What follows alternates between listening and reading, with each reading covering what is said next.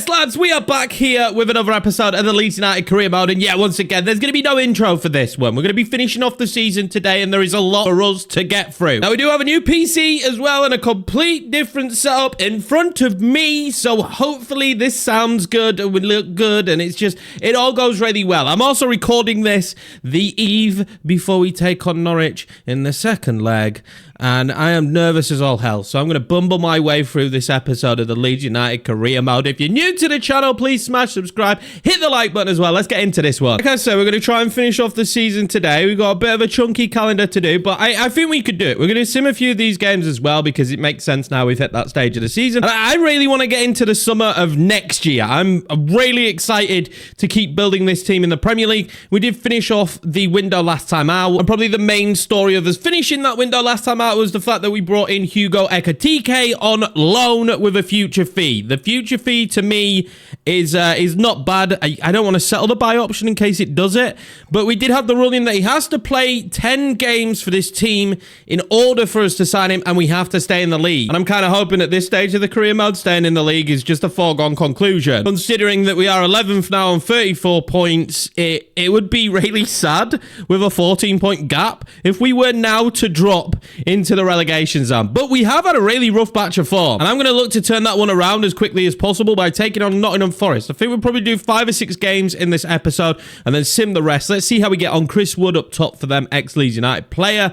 They've got a good team. They've got a dangerous team, but so do we. We've got a lot of threats in this squad. It's going to be a very strong 11. I've opted for Ekitike up top. I feel like this is one of those games that's a good one to get one of the 10 in. I think he's got 3 appearances already for the club. Let's keep on climbing that mountain with him, because he really could be a special player for us next season. I reckon he'll go up to 80 by the end of the season. Won in 4 games, I think it is. So getting back on track is super important to me. Hoping that this game we can do it today. Who is that lad there, though?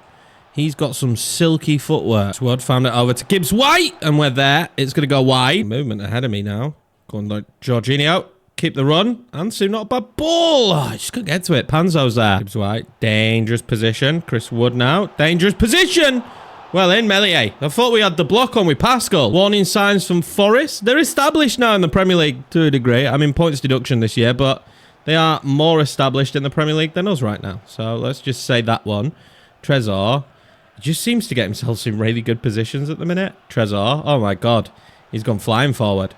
Trezor, am I going to be able to get it in? I'm not. I just want to get a ball back across. I couldn't. We'll take a corner. Trezor taking a step forward, though, in the team recently. Really big step forward. I thought Big Dan Ballard was up there for that. We don't get it.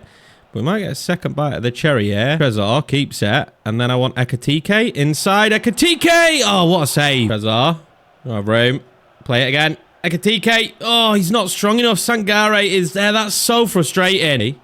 Sangare is not going to get to him. Ansu Fati fires off a shot. It's a great save from the keeper. Trezor now. Went for that ball inside. He's found Ekitike. Ekitike piling forward just before the half. Ekitike is going to get his first goal for Leeds United, and we lead against Nottingham Forest just before the half-time whistle at Ellen Road. Trezor again has been really good in this game. Really good. Great ball into Ekitike. Lovely finish. And that, if anything, is the way you want to end a half. We take the lead. We can sit on this now a little bit more, which is the style of football we like to play. There, start the second half. Wood. Don't let him turn and shoot. Oh, they found the Turkishman who's just been deadly all day. But you know the AI, don't you, in the game? You know, they just stand there like this. Oh, is he going to pass? Is he going to kick the ball in? They just do. Look at the rest of my team. Are just stood ball watching. It's infuriating. But there we go. They're right back in the game right at the start of the second half. He made a massive mistake there from Leif Davis.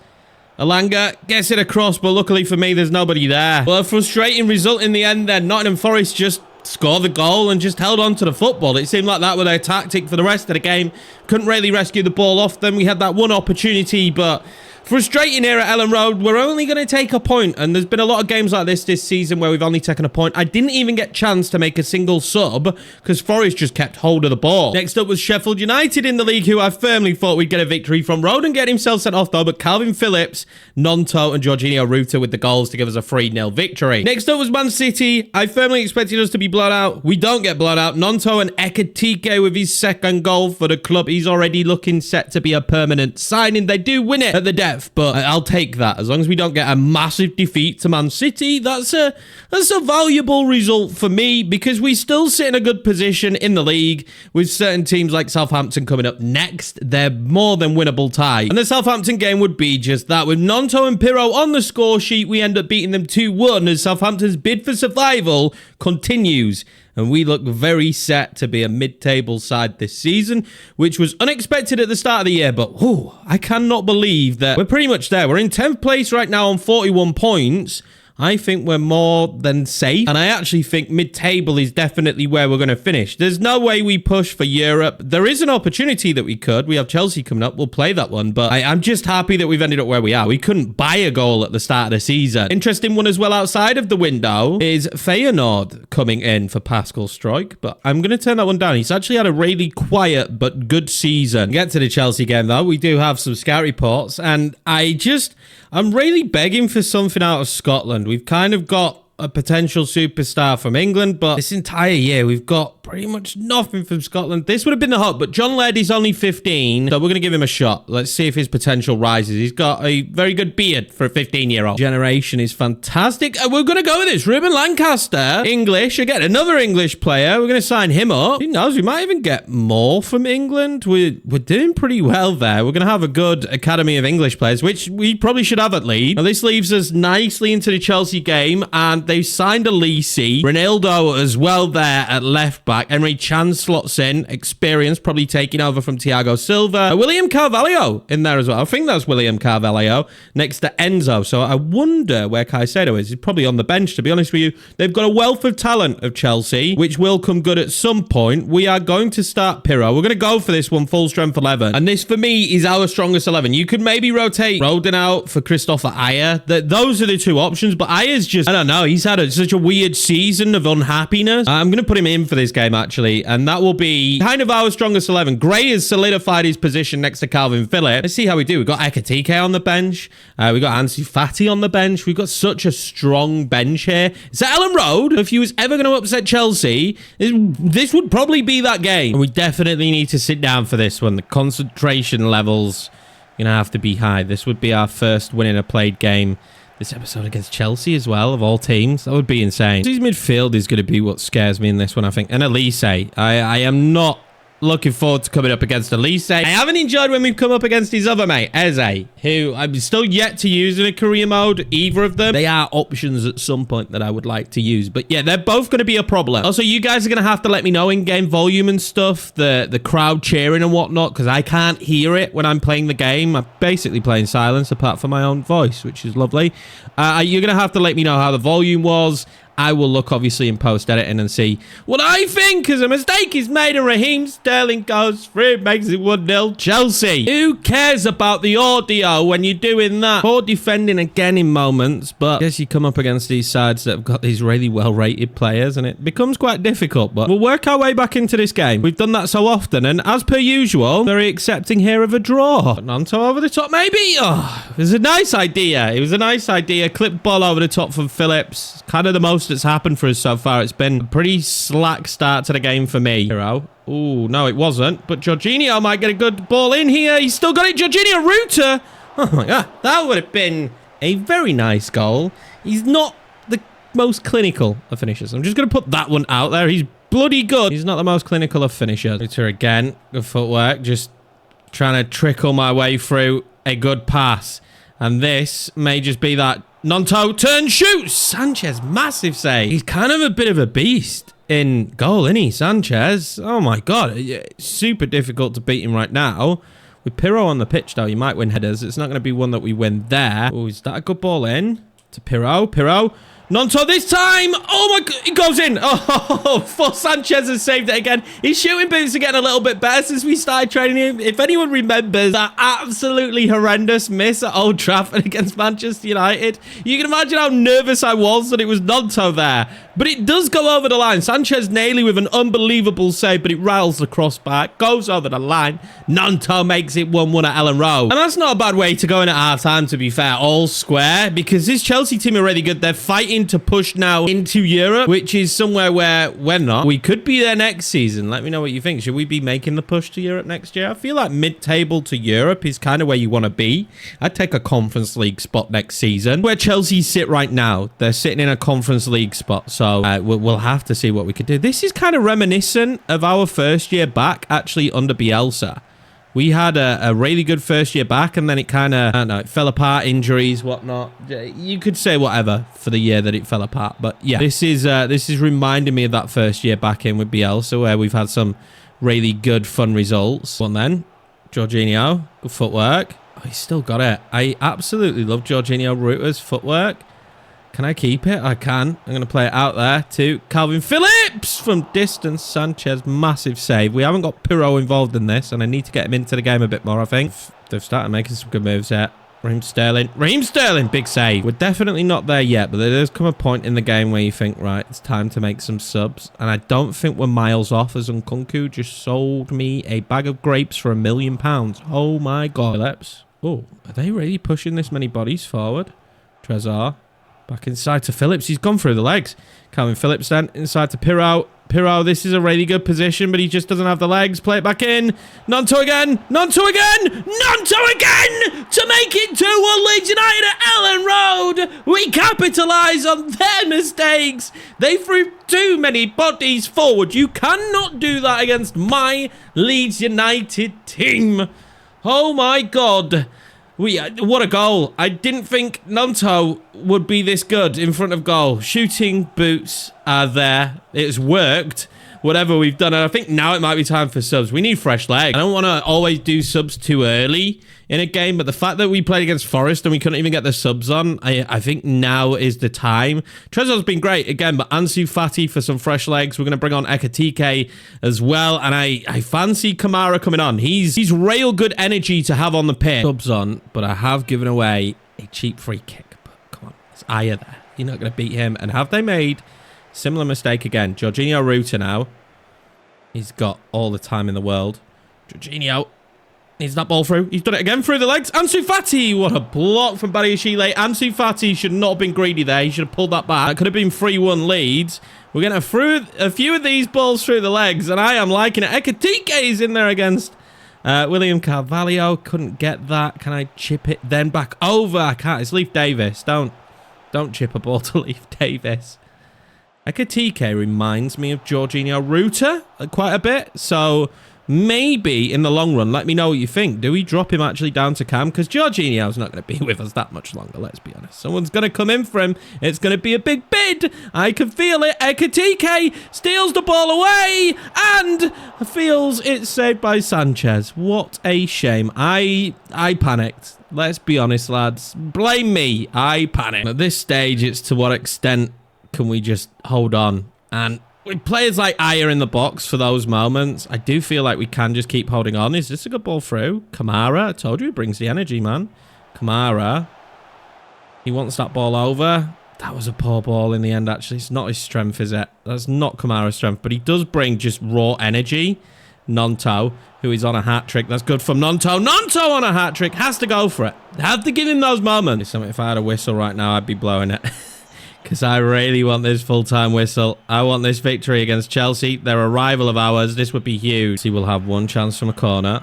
They've brought up Sanchez. And I thought they were going to him. Get to it, Meslier. Well held. Full-time whistle.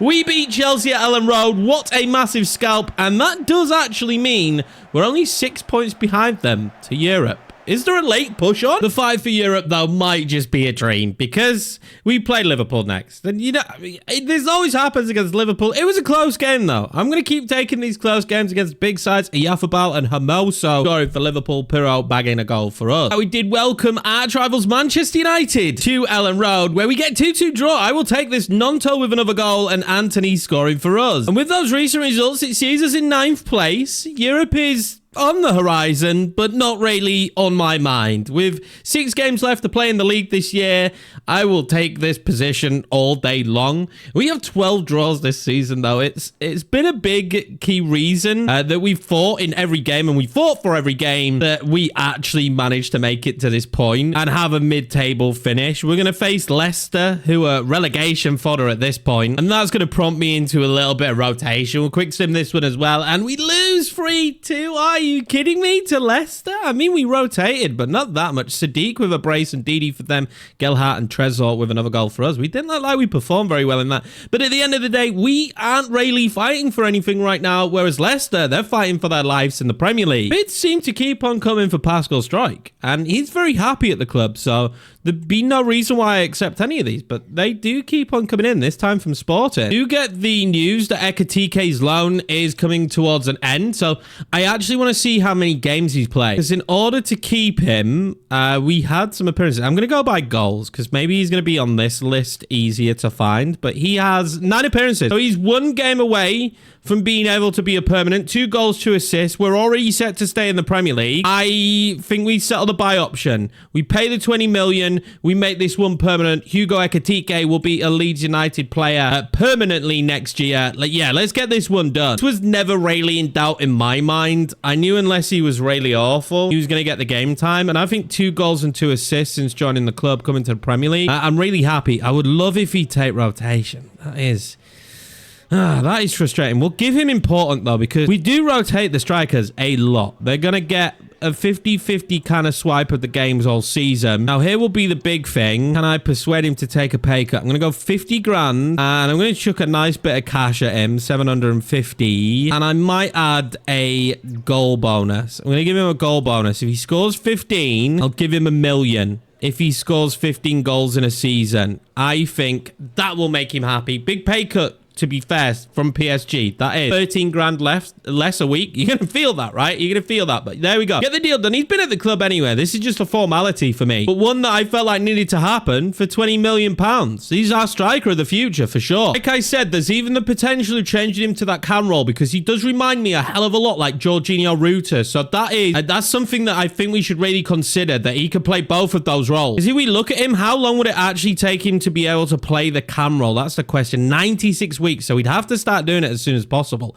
or just play him there, to be fair. The CF would only be 15 weeks. We could just change the role. Next up, though, is Fulham at Craven Cottage, and they have the opportunity to leapfrog me, or we can just stem them off a little bit. So I'm actually going to play this one. This could be between us and Fulham, whether we have 9th or 10th place in the league, which I imagine in prize money is quite a big difference. They've signed Smith Rowe. This actually looks like a good start. It looks like a really good mid-table squad. We're going to give Ekatike that final start that we need to give. We're also going to start Ansu Fati again, Jorginho. I'm going to go pretty much full strength with Gray playing there. Van Eyck now, who is actually an 80 overall. Davis shouldn't be far off it. Our team has grown really well this season, like really, really well. There's definitely going to be some questions at the end of this episode of who should leave the club. We've become a little bit bloated. Okay, this over the top. Trezor needs to get that back to Ekatike. Ekatike goes one more into Ansu Fati, who should have done better. He's managed to turn his man in the end. That wasn't that far off. Go on, Ansu Fati. One of those big questions we have to ask is Ansu Fati coming back next season? I think the deal would just have to be one that we couldn't turn down, as Ekatike,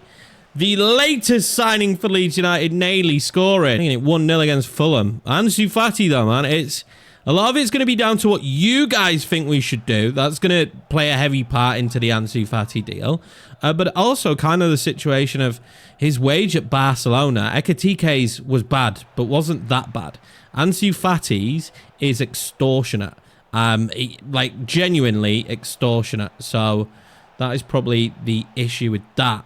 Can we negotiate a deal where he takes 50, 60 grand pay cut? Probably not doable, but could a loan again for another season be suffice? No doubt, he's been a very good player for us, so I would be okay with that. Ekatike still, that's lovely. That is lovely. Trezor, I think he's timed it brilliantly. Jorginho, why? Why Jorginho? If Jorginho could shoot, maybe we need to give him the Willy Nonto treatment, because if Jorginho could shoot, boys, I am telling you right now, wow, we would have so many more goals. So many more goals. We're seeing this Fulham side come forward now, and they've clearly been quite a good attack inside this season, and we leave a man wide open. It's going to be 1-0 Fulham. We had the brighter start, but have to be marking better in the box because that was just too easy for them. This kind of happened against Chelsea, though. We came back and won. So, never down and out, Leeds United. Never down and out. Jorginho. Is that good ball over? It might be. Ansu Fati. Oh, my God. Never down and out. As I said, we're right back in it. Ansu Fati scores. Jorginho with a stunning pass. I just don't think they come much cleaner than this and nicer. What a return after they score. We've become more deadly as the year goes on as well. We've become more fluid. We've just added more quality at the top of the pitch that really we're a threat to any side at all times. That good ball across. Jorginho. Trezor, it was awkward, and it's the crossbar. Oh my God, we nearly take the lead before the half. A game of football, though, at Craven Cottage so far. I love playing these kind of games where they're just open, and Fulham play super open. Iwick, it is. Is that a good ball in as well? It is, Jorginho. Great save. Oh, we pull it back across. No one were going in for it. I've opened us up here. Smith Rowe. I just want anyone to go to him, and it's fizzled out for him, has it? No, it's not. And Andre Gomez with a big-time save. Jorginho then back across into Ekatike. Oh, what a save from Rodak. And that'll be a few of the lads' last act as well. We're going to make 4 substitutes here. I just feel like freshen up the legs a little bit. See if somebody else can come on and create something. We played super well. Pirro is in there. Paulinia heads it away. We're going to get another corner. But we play really well. I just think it's good sometimes to freshen up the legs. We have got weapons off the bench, and we have to kind of remember that, Gelhardt. I don't know, maybe you should have just shot there. Be greedy. Well, anyone could win this towards the end, and it could have been Fulham's biggest opportunity of the half right there. Iwick steals it.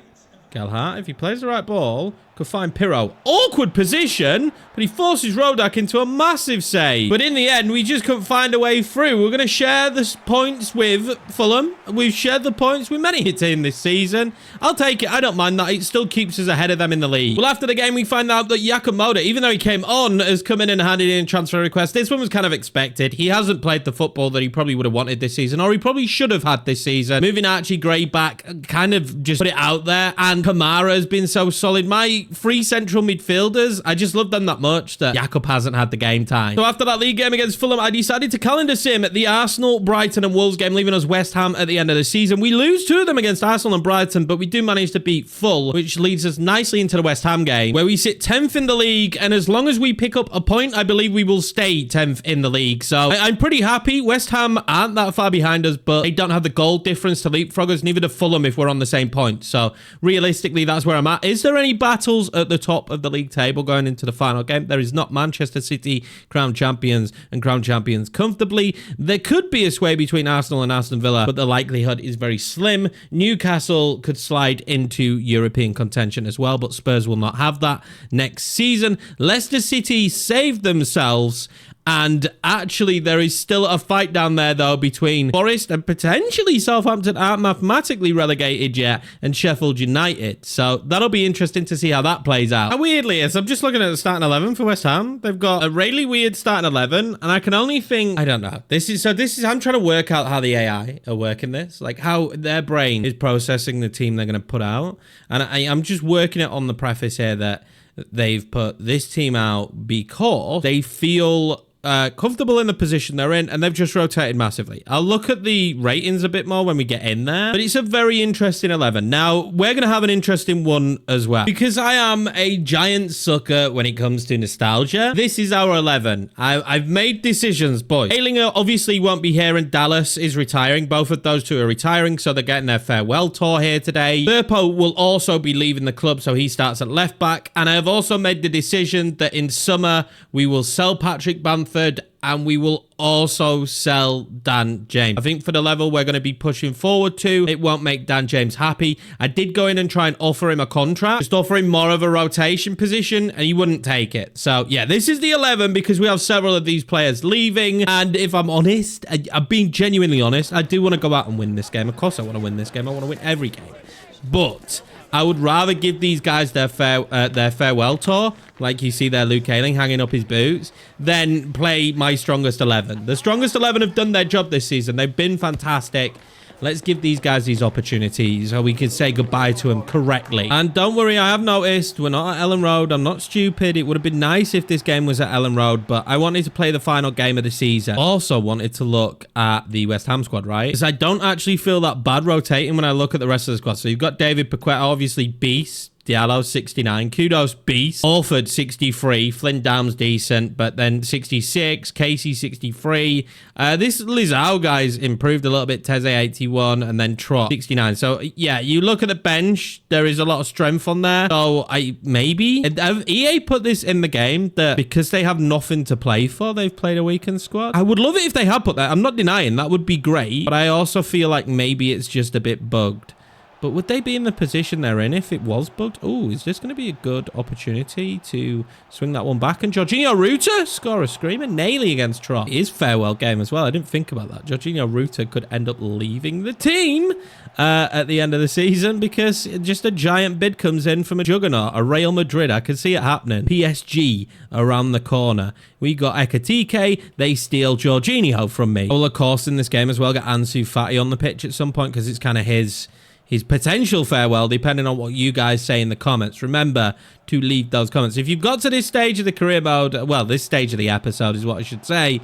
I do appreciate you all. Start leaving feedback for who we start adding to our list. I'm going to keep doing the system I've been doing, but yeah, you guys leaving feedback is my secondary way to scout, basically. And behind David, what a save, Melier. Oh God, Kudos, he's good. He's very good. Mohamed Kudos makes it 1-0 West Ham. Not good enough from us defensively. Been a bit slack. Pascal Stroik could have been to him a bit quicker, and I think Ayling's not played a bit of football all season, and it showed there. So have a big Ayling throw in here.